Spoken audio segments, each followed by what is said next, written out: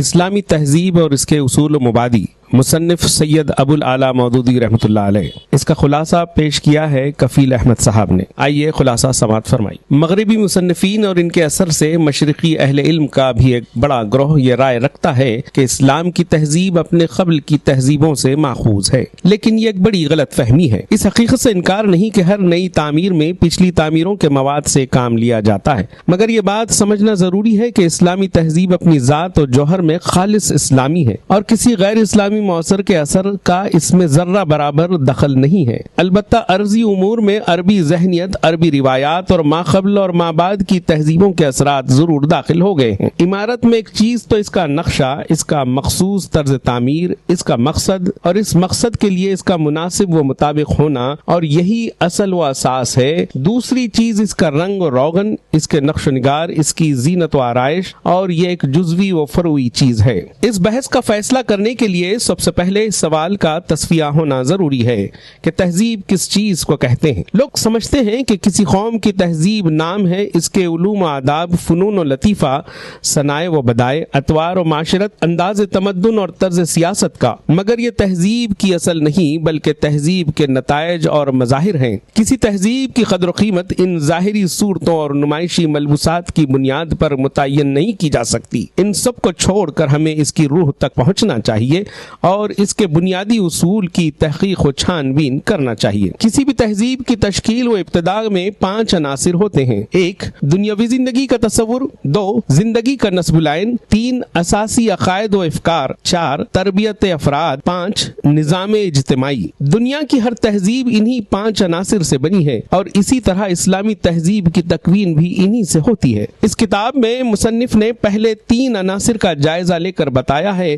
کہ اسلامی تہذیب زندگی کے کس مخصوص تصور، کس خاص مقصد حیات اور کن اساسی عقائد و افکار پر قائم کی گئی ہے، اور ان ستون نے کس طرح اسے دنیا کی تمام تہذیبوں سے الگ ایک امتیازی شکل دے دی ہے۔ آخری 2 عناصر کے لیے اسلامی عبادات پر ایک تحقیقی نظر، خطبات اور اسلام کا نظام حیات، ان کتابوں کا مطالعہ مفید اور اہم ہے۔ آئیے ان 3 عناصر پر گفتگو کرتے ہیں۔ دنیاوی زندگی کا اسلامی تصور۔ سب سے پہلے جس چیز کا کسی تہذیب میں کھوج لگانا ضروری ہے وہ یہ ہے کہ دنیاوی زندگی کے متعلق اس کا تصور کیا ہے، وہ اس دنیا میں انسان کی کیا حیثیت قرار دیتی ہے، اس کی نگاہ میں دنیا کیا ہے، انسان کا اس دنیا سے کیا تعلق ہے، اور انسان اس دنیا کو برتے تو کیا سمجھ کر برتے۔ یہ تصور حیات کا سوال ایسا اہم سوال ہے کہ انسانی زندگی کے تمام اعمال پر اس کا نہایت گہرا اثر ہوتا ہے۔ اس تصور کے بدل جانے سے تہذیب کی نوعیت بنیادی طور پر بدل جاتی ہے۔ انسان کو ابتدا سے اپنے متعلق بڑی غلط فہمی رہی ہے اور اب تک اس کی یہ غلط فہمی باقی ہے۔ کبھی وہ افراد پر اتر آتا ہے تو اپنے آپ کو دنیا کی سب سے زیادہ بلند ہستی سمجھ لیتا ہے، غرور و تکبر اور سرکشی کرتا ہے، کسی طاقت کو اپنے سے بالا تر کیا اپنے مد مقابل بھی نہیں سمجھتا، اپنے آپ کو غیر ذمہ دار اور غیر جواب دہ سمجھ کر جبر و قہر کا دیوتا، ظلم و جور اور شر و فساد کا مجسمہ بن جاتا ہے۔ کبھی تفرید کی جانب مائل ہوتا ہے تو اپنے آپ کو دنیا کی سب سے ذلیل ہستی سمجھ لیتا ہے۔ درخت، پتھر، دریا، پہاڑ، جانور، ہوا، آگ، بادل، بجلی، سورج، چاند، غرض ہر چیز کے سامنے سر جھکا دیتا ہے جس کے اندر کسی قسم کی طاقت یا مضرت یا منفعت نظر آتی ہے۔ وہ خود اپنے جیسے آدمیوں میں بھی کوئی قوت دیکھتا ہے تو ان کو بھی دیوتا اور معبود بنا لیتا ہے۔ اسلام ان دونوں انتہائی تصورات کو باطل کر کے انسان کی اصل حقیقت ان کے سامنے پیش کرتا ہے۔ وہ کہتا ہے انسان اپنی حقیقت تو دیکھے کہ کس چیز سے پیدا ہوا ہے، ایک اچھلتے ہوئے پانی سے جو پشت اور سینے کی ہڈیوں کے درمیان سے کھنچ کر آتا ہے۔ سورہ طارق۔ انسان کی ابتدا مٹی سے کی، پھر مٹی کے نچوڑ سے جو ایک حقیر پانی ہے اس کی نسل چلائی، پھر اس کی بناوٹ درست کی اور اس میں اپنی روح پھونکی۔ سورہ السجدہ۔ اور اللہ ہی نے تم کو تمہاری ماؤں کے پیٹوں سے نکالا، جب تم نکلے تو اس حال میں تھے کہ کچھ نہیں جانتے تھے، اس نے تم کو کان دیے، آنکھیں دی، دل دیے تاکہ تم شکر کرو۔ سورہ نحل۔ ان آیات میں انسان کے غرور و تکبر کو توڑا گیا ہے، اسے اس طرف توجہ دلائی گئی ہے کہ ذرا اپنی حقیقت جان لے۔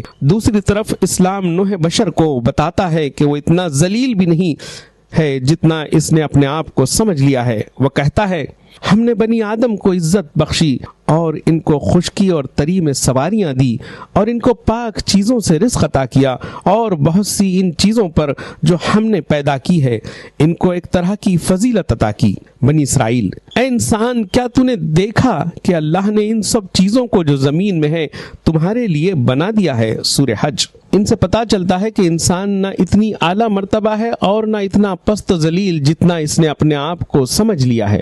پھر اس کا صحیح مرتبہ کیا ہے؟ اس کے جواب میں اسلام کہتا ہے کہ اس زمین پر وہ خدا کا نائب ہے، اس کو فرشتوں سے بڑھ کر علم دیا، فرشتوں کو حکم دیا کہ میرے اس نائب کو سجدہ کرو، فرشتوں نے کیا مگر ابلیس نے انکار کر دیا، اس نے اسے جنت سے نکلوایا اور اس وقت سے کشمکش برپا ہے۔ خدا نے انسان سے کہہ دیا کہ جو ہدایت میں تجھے دوں اس کو مانے گا تو جنت میں جائیں گے اور جو شیطان کا حکم مانے گا تو دوزخ تیرا ٹھکانہ ہوگی۔ انسان کی حیثیت اس دنیا میں خدا کے خلیفہ نائب کی ہے۔ نائب کا کام یہ ہے کہ جس کا وہ نائب ہے اس کی اطاعت کرے، اس کے سوا کسی کی اطاعت کرے گا تو باغی کہلائے گا۔ جن چیزوں پر اسے مخدوم بنایا گیا ہے، جس جگہ پر اسے نائب بنایا گیا ہے، اسے اپنے آقا کے بنائے ہوئے قوانین پر کاربند رہتے ہوئے تصرف کرے۔ اگر ایسا نہ کرے تو وہ نائب نہیں، باغی ہوگا۔ نوع انسانی کا کوئی مخصوص فرد یا مخصوص گروہ نائب خدا نہیں ہے، بلکہ پوری انسانیت اسی منصب پر سرفراز کی گئی ہے اور ہر انسان خلیفہ خدا ہونے کی حیثیت سے دوسرے انسان کے برابر ہے۔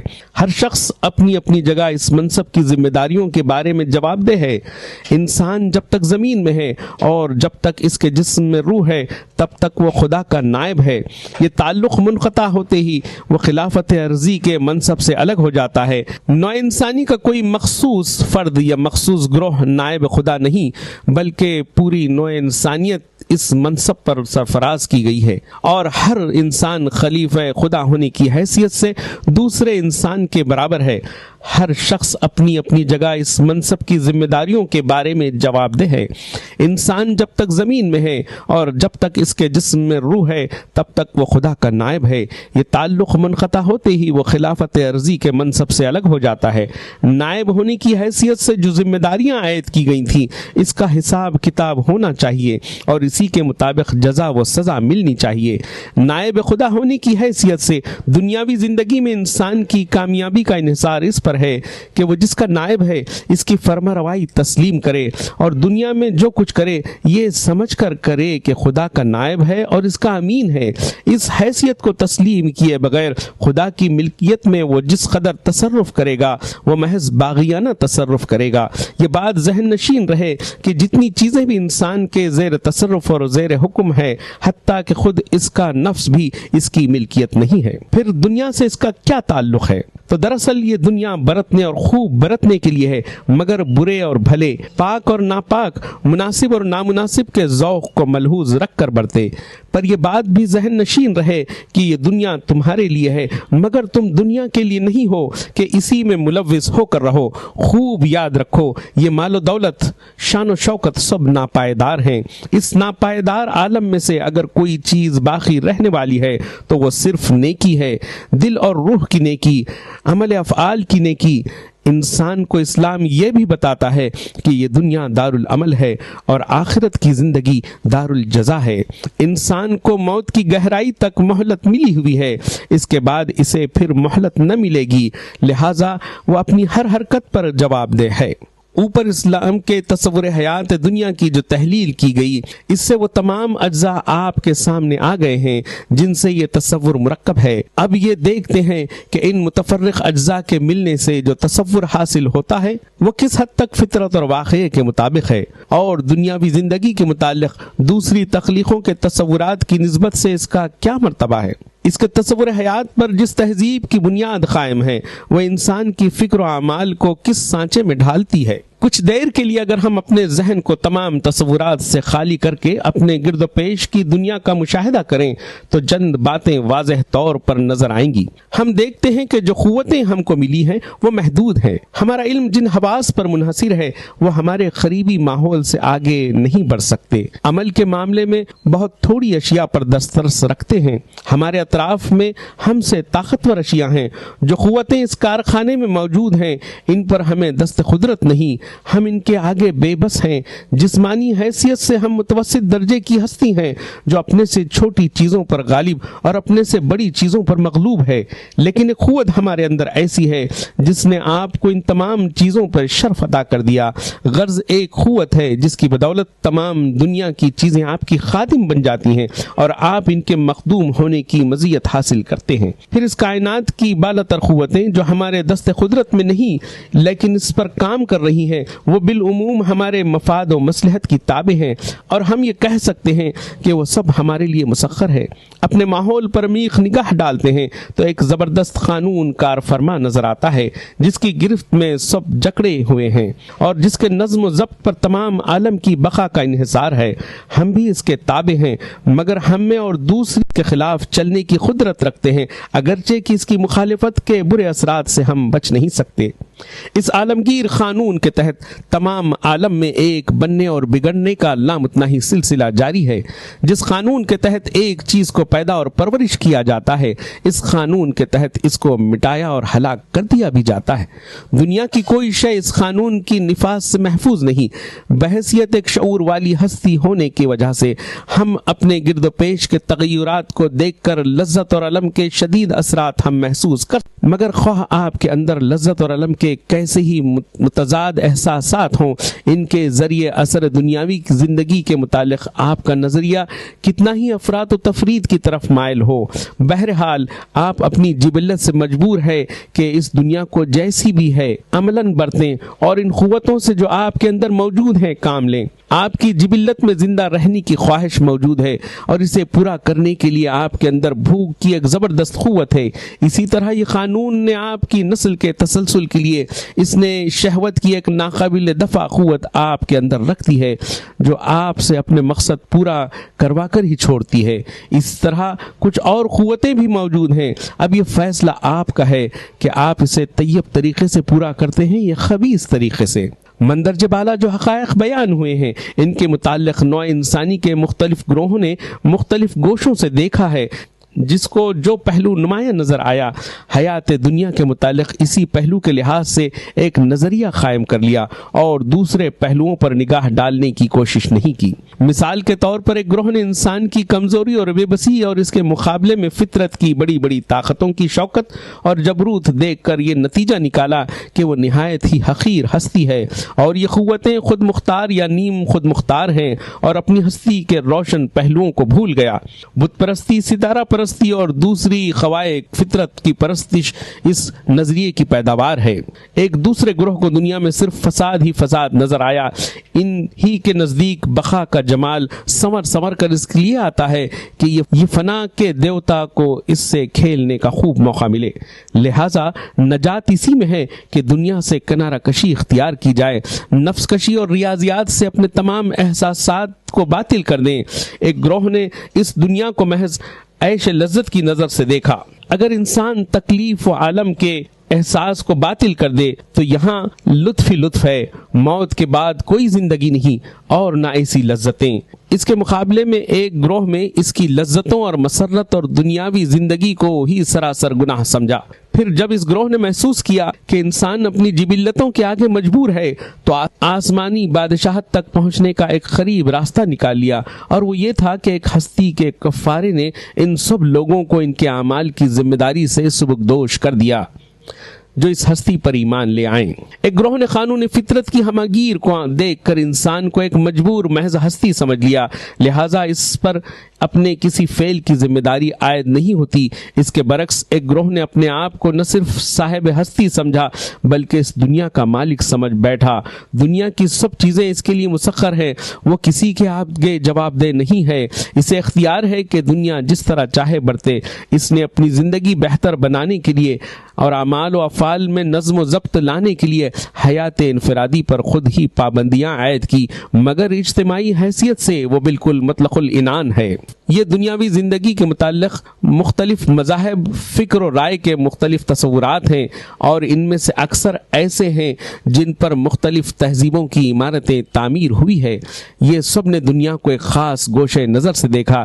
ان میں سے کوئی تصور ایسا نہیں ہے جو تمام کائنات پر کلی نگاہ ڈالنے اور انسان انسان کی صحیح حیثیت متعین کرنے کے بعد قائم کیا گیا ہو۔ یہی وجہ ہے کہ ہر تصور ہمارے نظر میں باطل ہے۔ ان تمام تصورات میں صرف اسلام ہی کا تصور ایسا ہے جو فطرت اور حقیقت سے ہم آہنگ ہے اور جس میں دنیا اور انسان کے تعلق کو ٹھیک ٹھیک ملحوظ رکھا ہے۔ یہاں ہم دیکھتے ہیں کہ دنیا نہ قابل نفرت ہے جسے ترک کیا جائے، یا ایسی کہ بس اسی کی لذتوں میں گم رہا جائے۔ نہ سراسر کون ہے، نہ سراسر فساد، نہ یہاں پر وہ بادشاہ ہے، نہ کسی قید خانے کا قیدی۔ دنیا نامکمل آلودگی نجاست ہے، اور نہ ہی تمام تر پاکیزگی و طہارت۔ نہ انسان اتنا حقیر کہ ہر کسی کے آگے جھکے، نہ اتنا غالب و طاقتور قرار دیتا ہے کہ ہر چیز کا مسجود بن جائے۔ حقیقت ان تمام انتہائیوں کے درمیان ہے۔ یہاں تک تو ہماری فطرت اور عقل فہم رہنمائی کرتی ہے۔ اسلام اس سے آگے بڑھ کر اسے یہ بتاتا ہے کہ وہ یہاں خدا کا نائب ہے، یہاں کی اشیاء کو انسان کے لیے مسخر کیا گیا ہے۔ انسان یہاں سب کا حاکم ہے اور ایک کا محکوم ہے، سب کا فرماروا اور صرف ایک کا تابع۔ حقیقی عزت و شرف تبھی حاصل ہوں گے جب انسان اس کا مطیع فرمانبردار ہو، اس کے احکام کا اتباع کرے جس نے تجھے نیابت عطا کر کے دنیا پر شرف بخشا ہے۔ دنیا اسے برتنے کے لیے خاص مدت تک ملی ہے۔ یہاں جو بھی اعمال و افعال اس سے سرزد ہوں گے، اس کے متعلق اس سے جواب دہی ہوگی۔ یہ جواب دہی اسے اس زندگی کے بعد کی زندگی میں دینی ہوگی۔ یہ تصور مکمل طور سے ہر انسان کے ذہن میں حاضر نہیں ہے، اور نہ اہل علم کے مخصوص گروہ کے سوا کوئی ان جزیات کا واضح ادراک رکھتا ہو، لیکن یہ تصور اسلامی تہذیب کی بنیاد میں موجود ہے۔ اس لیے مسلمان کی سیرت اپنی اصلی شان و خصوصیات سے عاری ہونے کے باوجود آج بھی اس کے اثرات سے خالی نہیں ہے۔ اسلامی تہذیب اور اس کے پیروکار کے نزدیک دنیا آخرت کی کھیتی ہے۔ انہوں نے رہبانیت اور لذتیت کے درمیان ایک ایسی معتدل متوازی حالت میں دنیا کو برتا جس کا نام و نشان بھی ہم کو کسی دوسرے تہذیب میں نظر نہیں آتا۔ خلافت الہی کا تصور انہیں دنیا کے معاملات چلانے میں منہمک رکھتا ہے، اور اس کے ساتھ جواب دہی اور ذمہ داری کا خیال انہیں حد سے متجاوز نہ ہونے دیتا تھا۔ غرض وہ دنیا کے کام کو اس طرح چلاتے تھے گویا ان کو ہمیشہ یہی رہنا ہے، پھر اس کی لذتوں میں منہمک ہونے سے اس طرح بچتے رہتے گویا یہ دنیا ان کے لیے قید خانہ ہو۔ بعد میں جب اسلامیت کا اثر کم ہو گیا اور دوسری تہذیبوں سے متاثر ہو کر مسلمانوں کی سیرت میں پوری اسلامی شان باقی نہ رہی، تو انہوں نے وہ سب کچھ کیا جو دنیاوی زندگی کے اسلامی تصور کے خلاف تھا۔ عیش و عشرت میں مصروف ہو گئے، عالی شان محلات تعمیر کیے، موسیقی، مصوری، سنگ تراشی اور دوسرے فنون لطیفہ میں دلچسپی لی، حکومت، سیاست اور دوسرے دنیاوی معاملات میں وہ طریقہ کار اختیار کیے جو غیر اسلامی تھے۔ لیکن دنیاوی زندگی کا اسلامی تصور دل میں اترا ہوا تھا جو اپنے اثر کہیں نہ کہیں نمایاں چھوڑتا تھا۔ اسلامی تاریخ میں اس قسم کی مثالیں بکثرت ملیں گی کہ غیر اسلامی طرز پر حکومت کرنے والوں نے جب بھی کسی دشمن پر فتح پائی تو اپنی کبریائی کے بجائے خدا واحد کے سامنے خاک پر سر بسجود ہوئے۔ بڑے بڑے ظالم و جابر نے جب شریعت اسلامی کے خلاف عمل کرنا چاہا تو کسی عام بندے نے انہیں برملا ٹوک دیا اور وہ خوف خدا سے کانپ اٹھے۔ غرض ان تمام غیر اسلامی اثرات کے باوجود مسلمانوں کی زندگی میں پھیل گئے۔ آپ کو ہر قدم پر ان کی قومی سیرت میں اسلامی تصور کا جلوہ کسی نہ کسی شکل میں ضرور نظر آئے گا۔ تو سامعین، یہ تھا خلاصہ۔ اللہ حافظ۔